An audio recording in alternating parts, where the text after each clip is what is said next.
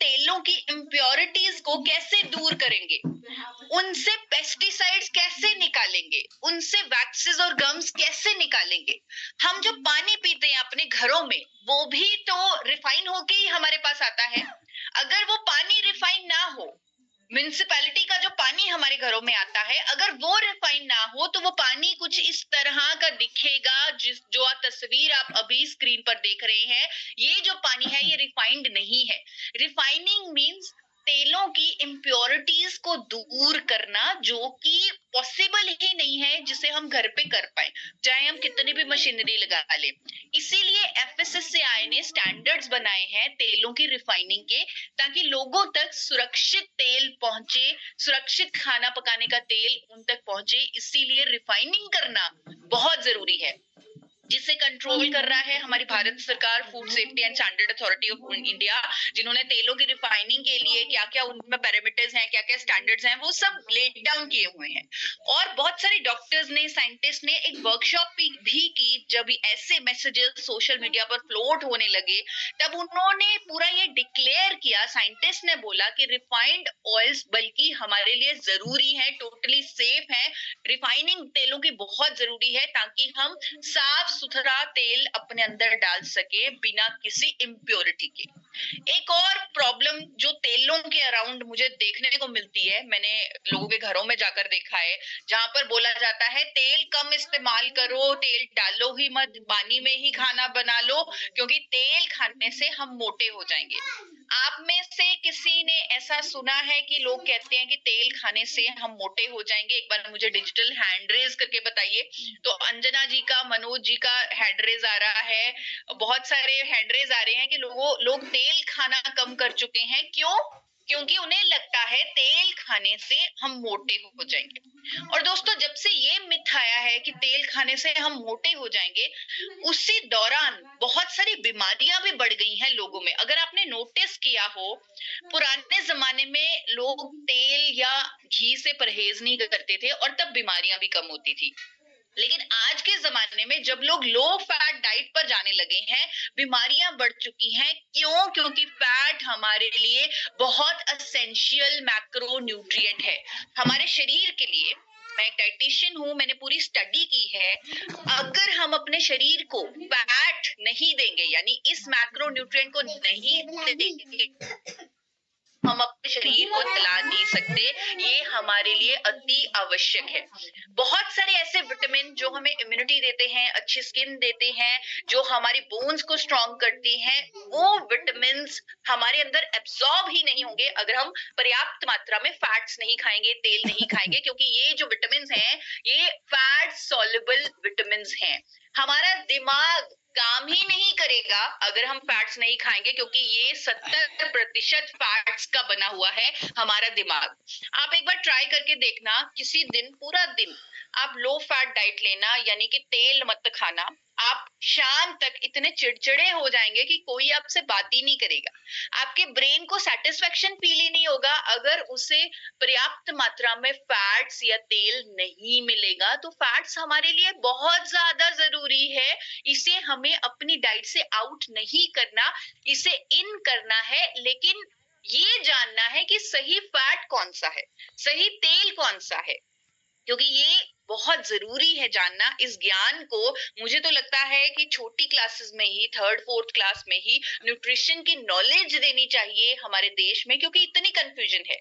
बच्चों को पता होना चाहिए कि कौन सा तेल उन्हें इस्तेमाल करना चाहिए, कौन से विटामिन मिनरल उन्हें लेने चाहिए, कौन सा प्रोटीन, कौन से मैक्रो न्यूट्रिएंट्स उन्हें लेने चाहिए। ये सब जो नॉलेज है, विदेशों में ये बचपन से शुरू हो जाती है, हमारे देश में भी ये बचपन से शुरू हो जानी चाहिए। अब हमारी देश की सरकार बहुत अच्छे कदम उठा रही है। पहली बार मैंने देखा 2024 की जो नई डाइटरी गाइडलाइंस आई हैं, पहली बार मैंने देखा कि कितना ज्यादा फोकस हो रहा है डाइट पर, कितना ज्यादा फोकस हो रहा है हमारी जो हैबिट्स हैं, जो गलत बन चुकी हैं, उन्हें चेंज करने पर। अब सरकार ठोस कदम ले रही है और पहली बार डाइटरी गाइडलाइंस में ये लिखा आया, जो मैं बहुत देर से जानती थी, कि तेलों को बार बार गर्म नहीं करना चाहिए। अब यहाँ पर क्या होता है, इंडियन घरों में स्पेशली जब हम तेल में कुछ भी फ्राई करते हैं, हम उसे स्टोर करके रख देते हैं। और उसे दोबारा इस्तेमाल करते हैं। क्या आप लोग भी ऐसा करते हैं? अगर कोई ऐसा करते हैं तो प्लीज हैंड रेज करके मुझे बताइए कि जिस तेल में आपने फ्राइंग की उस तेल को आपने डब्बे में बंद करके रख लिया और उसको दोबारा यूज करना शुरू कर दिया। तो बहुत सारे साथी ऐसा करते हैं। ये एजुकेशन मैं देना चाहती थी बहुत देर से कि हमें तेलों को बार बार गर्म नहीं करना, यानी जो उतना ही तेल इस्तेमाल करना है जितना तेल आपका फ्राइंग में लग जाए, उस फ्राइड तेल को दोबारा इस्तेमाल नहीं करना, क्योंकि उसमें फूड पार्टिकल्स चले जाते हैं और वो रेंसेड हो जाता है। कोई भी तेल आपको बार बार गर्म नहीं करना, आपको छोटी कढ़ाई लेनी है और उतना ही तेल इस्तेमाल करना है जितना आपका फ्राइंग में लग जाए। और जो बचा हुआ तेल है, वेस्टेज को अवॉइड करने के लिए आप एनिमल्स को दे सकते हैं, उसी दिन उसे यूज कर सकते हैं, लेकिन उसे आप डब्बे में भरकर मत रखिए, उसे बार बार इस्तेमाल मत कीजिए। ये विदेशों में ऑलरेडी कई सालों से फॉलो हो रहा है, लेकिन हमारे देश में इस पर गाइडलाइन पहली बार आई है, 2024 में ही ये गाइडलाइन आई है। तो आज मेरा मकसद है आपको तेलों का सही ज्ञान देना, ताकि आप अपने लिए सही खाना पकाने का तेल चूज कर सके। तो जो तेलों का ज्ञान है, अब आप कॉपी पेन लेकर बैठ जाइए। जो तेलों का ज्ञान है ये बहुत ही आसान सी चीज है, लेकिन आपको थोड़ा सा मेरे साथ बने रहना पड़ेगा, क्योंकि हमने हर तेल को समझना है। हमें सही डिसीजन लेना है कि कौन सा कुकिंग ऑयल हमारे लिए सही है, इसलिए जरूरी है हर तेल को समझना। तो उसे हम समझेंगे, लेकिन बहुत आसान तरीके से। तो आप ये समझ लीजिए कि ये जो तेलों का ज्ञान है ये बहुत आसान है। सिर्फ दो ही चीजों का ध्यान रखना है कि कितना तेल हमें खाना है और कौन सा तेल हमें खाना है, सिर्फ दो ही चीजें जाननी है। तो पहले बात करते हैं कितना खाएं। कितना खाएं इस पर ज्यादा दिमाग नहीं लगाना। हमारे लिए दिमाग सरकार लगा चुकी है, आईसीएमआर लगा चुका है, डब्ल्यूएचओ लगा चुका है, और वो गाइडलाइंस दे चुके हैं कि हर व्यक्ति चाहे वो हिले भी ना, पूरा दिन बेड पे बैठा रहे, फिर भी उसे 25 ग्राम ऑयल खाना ही खाना है, 25 ग्राम तेल लेना ही लेना है। और ये क्वांटिटी 40 ग्राम पर डे तक भी जा सकती है अगर वो फिजिकली एक्टिव है। यानी 25 से 40 ग्राम प्रतिदिन आपको तेल, आपको फैट लेना है। तो ये जो कितना खाएं ये बहुत ही आसानी से हमने कवर कर लिया, इसका ये पार्ट हमने कवर कर लिया। 25 से 40 ग्राम मात्रा है, क्वांटिटी है तेल की, जो हमें हर रोज लेनी है। अब हम चलते हैं दूसरे भाग की तरफ, यानी कौन सा तेल खाएं। अब कौन सा तेल खाएं, जैसे मैंने आपको बताया बहुत कंफ्यूजन है। कभी कभी अमिताभ बच्चन जी आ जाते हैं, ये वाला तेल खाओ, कभी सौरभ गांगुली जी आ जाते हैं, तो कंफ्यूजन बहुत है। तो उसके लिए हम डीप नॉलेज लेंगे तेलों के बारे में कि ये तेल इतने अलग अलग क्यों हैं, हर तेल अलग क्यों है। वैसे हर तेल में 3 तरह के फैट मौजूद होते हैं, जिनका नाम है सफा, पुफा और मुफा। पर इन तीनों फैट्स की रेशो तेलों में अलग अलग होती है। किसी में सफा ज्यादा होगा, किसी में पुफा ज्यादा होगा, किसी में मुफा ज्यादा होगा। अब ये जो सफा ज्यादा वाले तेल हैं, जो सॉलिड इन नेचर होते हैं, वो हमारे अच्छे और बुरे कोलेस्ट्रॉल दोनों को बढ़ा देते हैं। जो ज्यादा पुफा वाले तेल होते हैं वो हमारे जो अच्छे कोलेस्ट्रॉल को भी कम कर देते हैं, बुरे को भी कम कर देते हैं। मुफा वाले तेल अच्छे कोलेस्ट्रॉल को नहीं छेड़ते, लेकिन बुरे को कम कर देते हैं। तो ये जो जनरल काम है सफा, पुफा और मुफा का, वो मैंने आपको बताया। अब बात करते हैं सबसे पहले उन तेलों की जिनमें सफा फैट ज्यादा है। जैसे मैंने आपको बताया, जो ये सफा फैट होता है ये सॉलिड होता है नेचर में, यानी कि ये गाढ़ा होता है। जिन तेलों में सफा ज्यादा होगा वो सॉलिड इन नेचर होंगे, जैसे कि देसी घी। अब क्या होगा अगर हम ये उच्च सफा वाला तेल खाएंगे, तो हमारा अच्छा कोलेस्ट्रॉल बढ़ेगा, विच इज गुड, लेकिन साथ साथ बुरा कोलेस्ट्रॉल भी बढ़ जाएगा, जिसके कारण हमें हार्ट डिजीजेस की प्रॉब्लम्स हो सकती हैं। अब यहाँ पर बहुत सारे साथी ऐसे भी होंगे कि आप कह रहे हो देसी घी खाने से कोलेस्ट्रॉल बढ़ जाएगा, बुरा कोलेस्ट्रॉल बढ़ जाएगा, लेकिन पुराने जमाने में तो लोग देसी घी खाते थे, उनका तो बुरा कोलेस्ट्रॉल नहीं बढ़ता था, उनको तो हार्ट अटैक नहीं होता था। तो आप में से कितने लोग ऐसा सोचते हैं कि पुराने जमाने में तो देसी घी खाया जाता था। राज जी का हैंड रेज हो रहा है, तो बहुत सारे साथी ऐसे हैं जो, देवदत्त जी का भी हैंड रेज हो रहा है, श्याम सर का, मनोज जी का। तो पुराने आपको लोग मिलेंगे जो कहेंगे कि पुराने जमाने में तो हम देसी घी खाते थे, हमारे बुजुर्ग देसी घी खाते थे, लेकिन तब तो हमारा बुरा कोलेस्ट्रॉल नहीं बढ़ता था, तब तो कोलेस्ट्रॉल की प्रॉब्लम नहीं होती थी, तब तो हार्ट डिजीजेस की प्रॉब्लम नहीं होती थी। वो इसलिए क्योंकि पुराना जमाना ऐसा था। पुराने जमाने में लोग हमेशा चलते रहते थे, जहां भी जाते थे साइकिल पे जाते थे, वॉक करके जाते थे, चक्की चलाते थे, हल चलाते थे, और यानी कि वो बहुत ज्यादा फिजिकली एक्टिव थे। वो बैठे नहीं रहते थे, उनका ज्यादा जो काम था वो अपने शरीर को यूज करने का काम था, यानी फिजिकली वो बहुत ज्यादा एक्टिव थे। जो वो डाइट खाते थे बहुत ज्यादा हाई फाइबर डाइट खाते थे, इसीलिए देसी घी का जो दुष्प्रभाव था, जो कि बुरे कोलेस्ट्रॉल को बढ़ाने वाला, वो निष्क्रिय हो जाता था, वो न्यूट्रल हो जाता था, क्योंकि फिजिकल एक्टिविटी इतनी ज्यादा थी। लेकिन आजकल के जमाने में अगर हम देसी घी खाएंगे, जहां हमारा लाइफस्टाइल ज्यादातर सेडेंट्री है, हम सिर्फ 40 मिनट या 1 घंटा निकाल पाते हैं अपने शरीर को एक्टिव करने के लिए, वो भी हमें स्पेशली निकालना पड़ता है। लेकिन पुराने जमाने में लोग पूरा टाइम एक्टिव रहते थे। तो ये जो एक्टिविटी इतनी कम हो चुकी है, अगर आज के लाइफस्टाइल में, आज के टाइम में हम देसी घी खाएंगे तो पूरा कोलेस्ट्रॉल डेफिनेटली बढ़ेगा, हार्ट प्रॉब्लम डेफिनेटली आएंगी। इसीलिए डॉक्टर्स भी कहते हैं कि आपको देसी घी नहीं खाना चाहिए, क्योंकि आपका बुरा कोलेस्ट्रॉल बढ़ जाएगा। तो ये स्टडीज के माध्यम से प्रूव हो चुका है कि सफा ज्यादा खाने से आपका बुरा कोलेस्ट्रॉल बढ़ेगा। इसीलिए जितने भी गाढ़े तेल हैं, जैसे देसी घी है, मक्खन है, ये खाने को मना किया जाता है, स्पेशली हार्ट पेशेंट्स को तो स्पेशली, लेकिन साथ साथ यंग जनरेशन को भी, ताकि उन्हें हार्ट प्रॉब्लम ना हो। अब क्योंकि हमने सफा वाले तेलों को समझ लिया, हम समझ गए कि वो बुरा कोलेस्ट्रॉल बढ़ा देंगे, तो हम थोड़ा उन्हें अवॉइड करेंगे। अब हम पूफा वाले तेलों को जानेंगे। अब क्योंकि आपने पूरा ठान लिया है कि आपने तेलों के बारे में सही ज्ञान लेना है, राइट नॉलेज लेनी है, आगे पूरे इंडिया को राइट नॉलेज देनी है, हो सकता है आपको किसी डाइटिशियन को, किसी डॉक्टर को भी समझाना पड़ जाए, तो आपको याद करना पड़ेगा किन तेलों में पूफा ज्यादा है, किन तेलों में सफा ज्यादा है। अब आपके सामने जो चार्ट आ रहा है, उन सभी तेलों में पूफा फैट बहुत ज्यादा है, जैसे सैफलॉर ऑयल, करडी का तेल, सूरजमुखी का तेल, सोयाबीन का तेल, मक्की का तेल, कपास का तेल।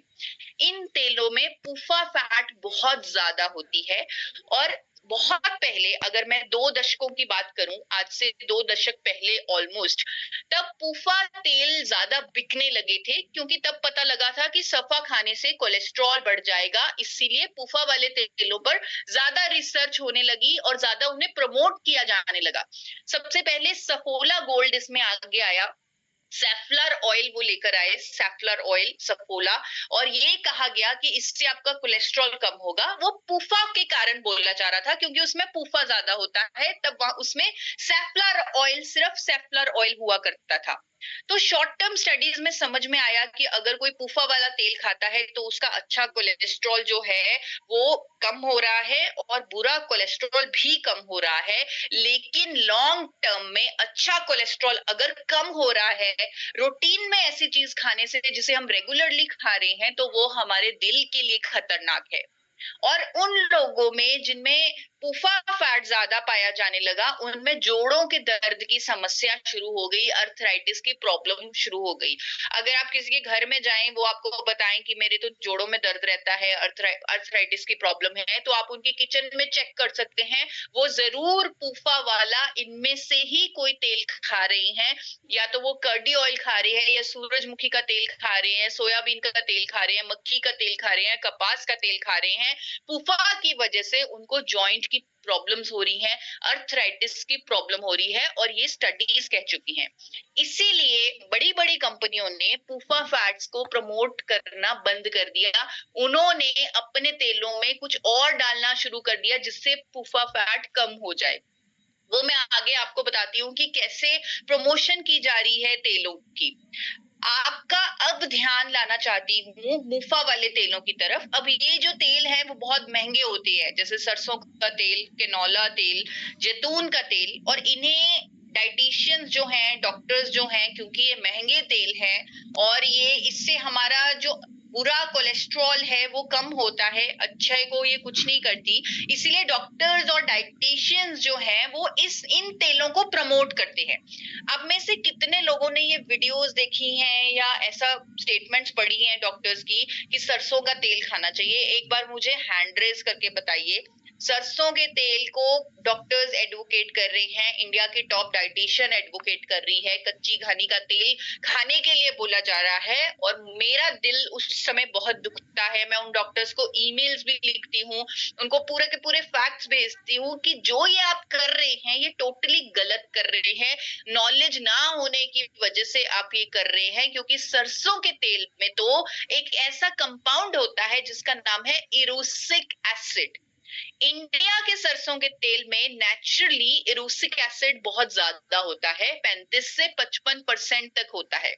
अब आप कहेंगे ये इरूसिक एसिड क्या है? इरूसिक एसिड सरसों के तेल में पाया जाने वाला एक कंपाउंड है जिसकी वजह से सरसों के तेल में एक अलग सी खुशबू होती है, अलग सी स्मेल होती है।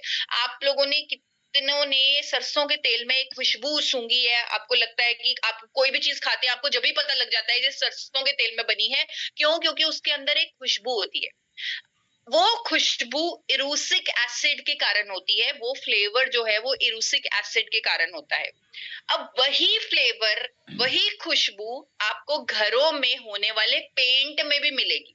घरों में जब पेंट किया जाता है तब उस पेंट में से खुशबू आती है, वो खुशबू भी इरूसिक एसिड के कारण ही होती है। उस पेंट में भी इरूसिक एसिड होता है। और हमारे सरसों के तेल में, भारत के सरसों के तेल में 35 से 55% इरूसिक एसिड है।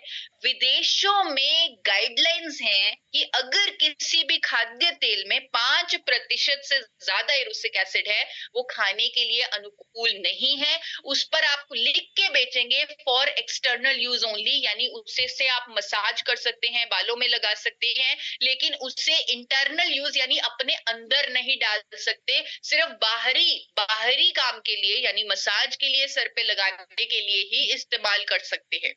ये जो बॉटल आपके सामने आ रही है ये एक ऐसे ब्रांड की बॉटल है जो भारत में सरसों का तेल बेच रहा है लोगों को खाने के लिए, लेकिन विदेशों में इसी ब्रांड के सरसों के तेल पर लिख कर बेचा जा रहा है फॉर एक्सटर्नल यूज ओनली, यानी लोग इसे खा नहीं सकते। वहां पर रूल बना हुआ है, वो रूल भी आपके सामने आ रहा है, वो रेगुलेशन भी आपके सामने आ रही है। यूरोप का रेगुलेशन है कि किसी भी खाद्य तेल में अगर 5% से ज्यादा इरूसिक एसिड है वो खाने के लिए अनुकूल नहीं है।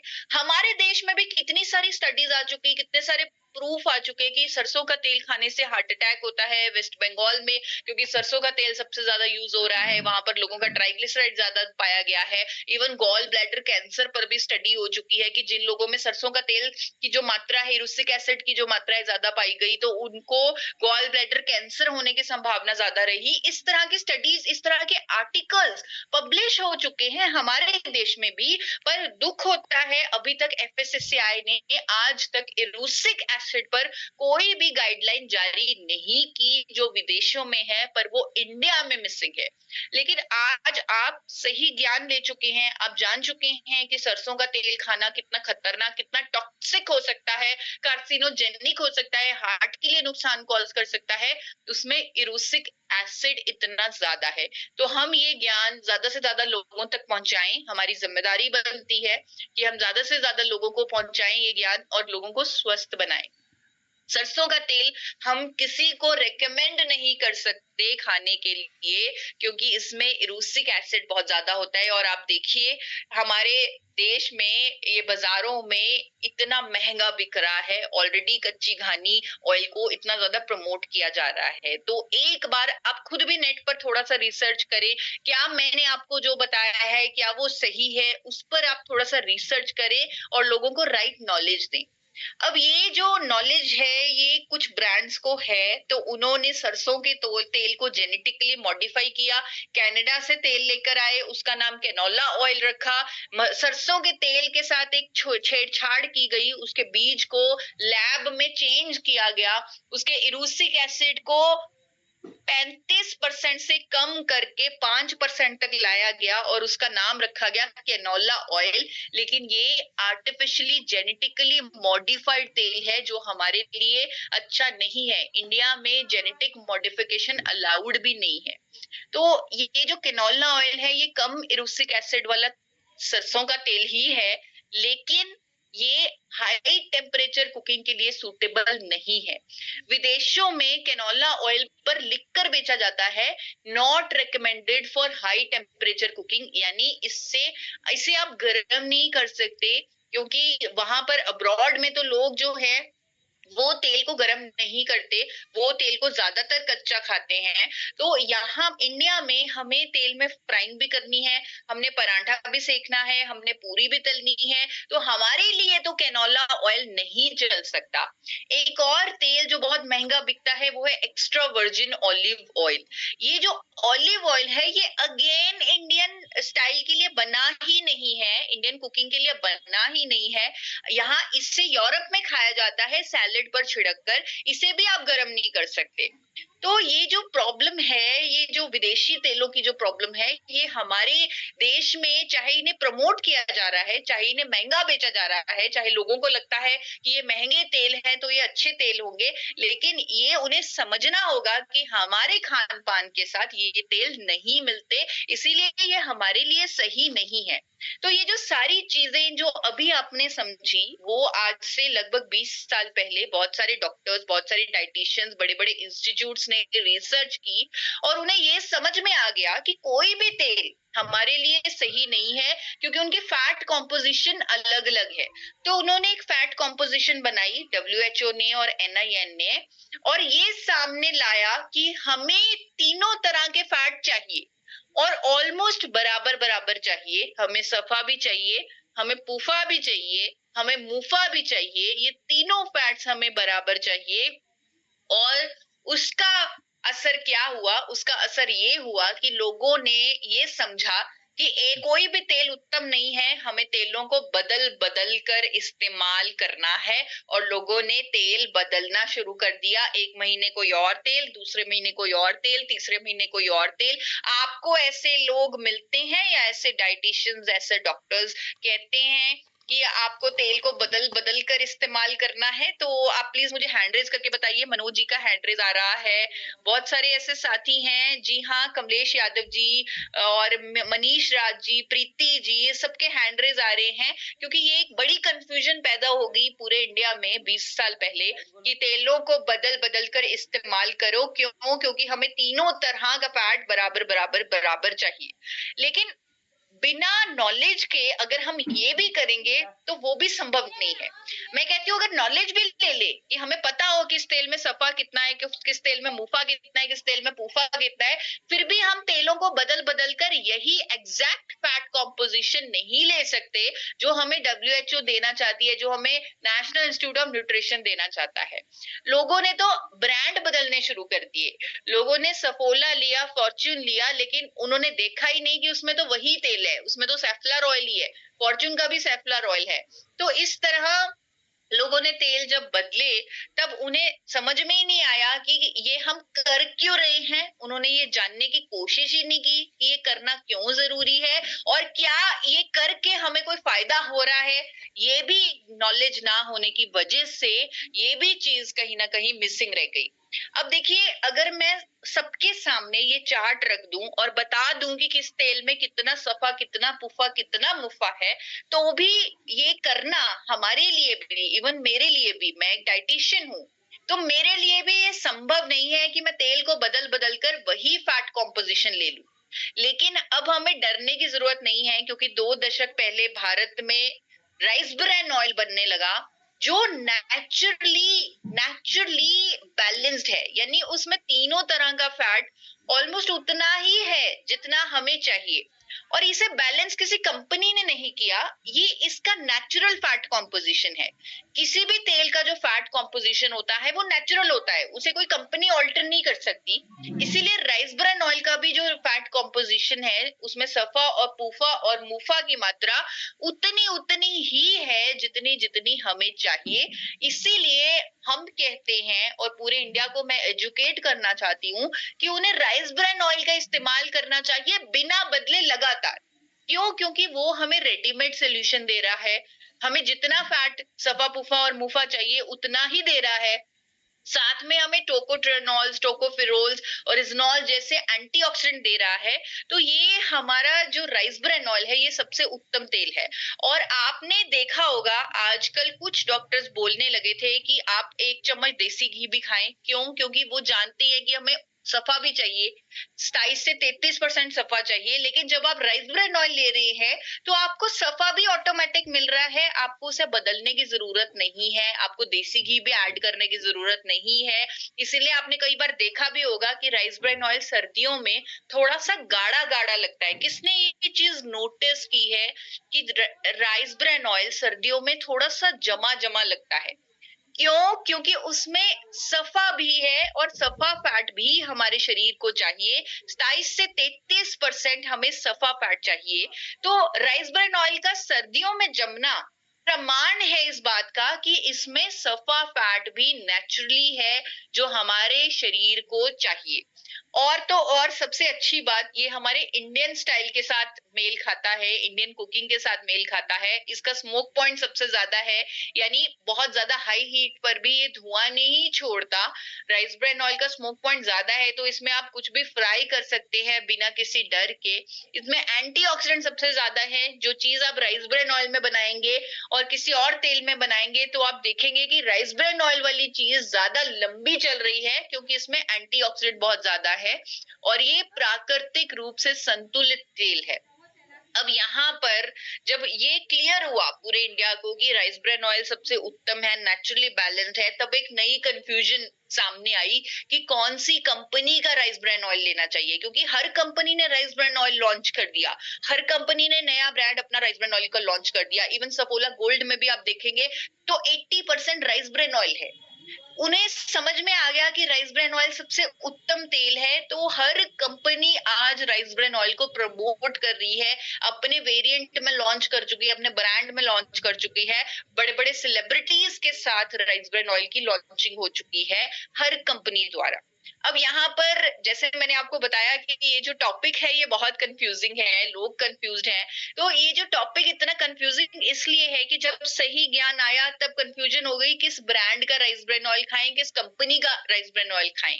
क्या आपको ऐसी कोई कंफ्यूजन है या आपने ऐसे लोगों को कंफ्यूज होते देखा है कि मैं किस कंपनी का राइस ब्रान ऑयल खाऊं या किस ब्रांड का? कमलेश जी का हैंडरेज है, मनीष जी का हैंडरेज है, ममन जी का हैंडरेज है, मोहम्मद अब्दुल जी का हैंडरेज है, विनीत जी का हैंडरेज है। हाँ, पूरा इंडिया कंफ्यूज्ड है कि किस कंपनी का, किस ब्रांड का राइस ब्रान ऑयल हमें लेना चाहिए। तो वो कंफ्यूजन भी आज मैं दूर करने आई हूँ, बिल्कुल फैक्ट्स के साथ। जैसे अब तक मैंने सब कुछ आपको फैक्ट्स के साथ, प्रूफ के साथ बताया है, वैसे अब ये भाग भी, ये जो हिस्सा है इस प्रेजेंटेशन का, ये भी मैं पूरे फैक्ट्स के साथ और पूरे प्रूफ के साथ आपको बताने वाली हूँ। इंडिया में एक कंपनी है जिसने सबसे पहले फिजिकल रिफाइनिंग की टेक्नोलॉजी से एडिबल राइस ब्रान ऑयल बनाया। उस कंपनी का नाम है एपी ऑर्गेनिक्स लिमिटेड धुरी। ये कंपनी आज की डेट में इंडिया की highest exporter of rice bran oil है। और यहाँ पर स्क्रीन पर एक पेटेंट आ रहा है, इस पेटेंट का आप स्क्रीनशॉट ले सकते हैं। आई एम श्योर ये पेटेंट आपके पास होगा।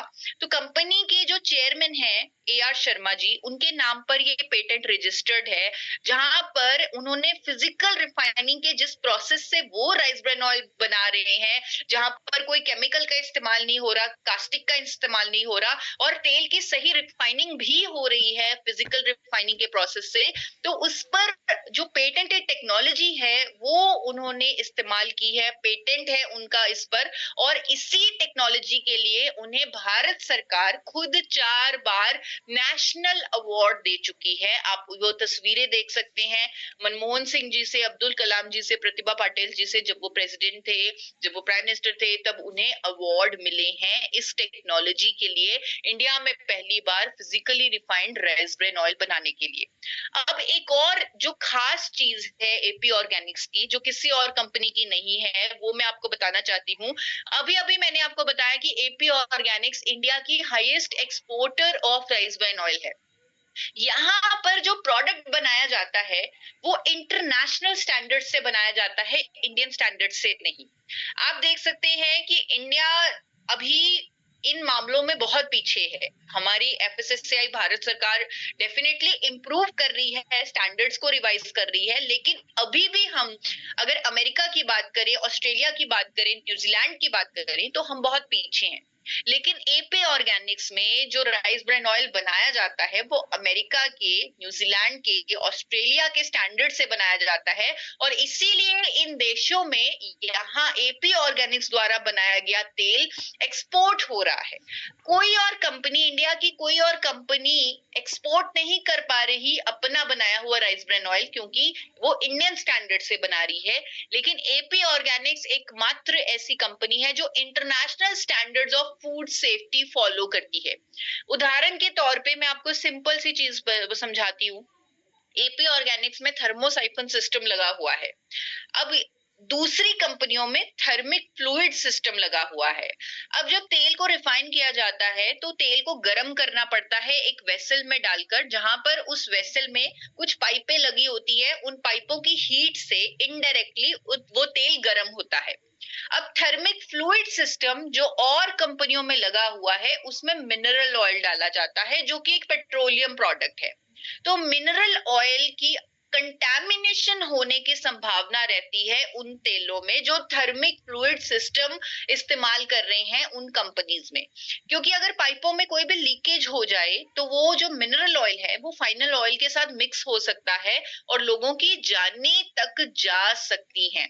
और मैं आपको बताना चाहती हूँ, ऐसा हुआ है जापान में, ऐसा हुआ है ताइवान में, क्योंकि वहां पर जब थर्मिक फ्लूइड सिस्टम हुआ करता था तो मिनरल ऑयल की कंटैमिनेशन हुई तेल में और काफी लोगों को अपनी जानें गंवानी पड़ी उस तेल को खाकर, क्योंकि मिनरल ऑयल खा लिया उन्होंने, पेट्रोल खा लिया।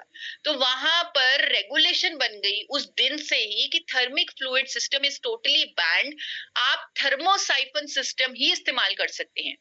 लेकिन हमारे देश में अभी भी थर्मिक फ्लूइड सिस्टम बैन नहीं है, पर एपी ऑर्गेनिक्स ने कभी भी थर्मिक फ्लूइड सिस्टम का इस्तेमाल ही नहीं किया। शुरू से ही एपी ऑर्गेनिक्स में थर्मोसाइफन सिस्टम लगा हुआ है, जहां पर तेल को गर्म किया जाता है और इनडायरेक्ट जो हीट करने का मीडियम है वो स्टीम है, हाई प्रेशर स्टीम है, यानी पानी की भाप है। अगर कोई लीकेज हो भी जाए तो वो भाप ही तेल के अंदर मिक्स होगी, तो जिससे लोगों को कोई नुकसान नहीं हो सकता, किसी भी तरह की कोई कंटैमिनेशन नहीं हो सकती, कोई हेल्थ रिस्क नहीं हो सकता। इसीलिए इंटरनेशनली एपी ऑर्गेनिक्स को इतने सारे एक्रेडिटेशंस, इतने सारे सर्टिफिकेशंस मिले हुए हैं, चाहे वो बीआरसी यूके का सर्टिफिकेट है, एचएसएसीपी अमेरिका का सर्टिफिकेट है, आईएसओ हलाल कोशेर जैसी सर्टिफिकेशंस हैं। एपी ऑर्गेनिक्स को, एपी ऑर्गेनिक्स एक स्टार एक्सपोर्ट हाउस है, 30 से ज्यादा देशों में एक्सपोर्ट कर रहा है अपना बनाया हुआ rice bran oil AP Organics, और लगातार एपी ऑर्गेनिक को अवार्ड्स मिल रहे हैं, बड़े बड़े अवार्ड्स मिल रहे हैं, हाईएस्ट प्रोड्यूसर के अवार्ड मिल रहे हैं, एक्सपोर्टर के अवार्ड मिल रहे हैं। दुनिया में सबसे ज्यादा राइस ब्रेन ऑयल का एक्सपोर्ट हो रहा है एपी ऑर्गेनिक्स से, बड़े बड़े देशों में एक्सपोर्ट हो रहा है। और मैं आपको बताना चाहती हूँ, बहुत खुशनसीबी है हमारी भी और आपकी भी कि आरसीएम हेल्थ गार्ड जो एक ब्रांड है जिसने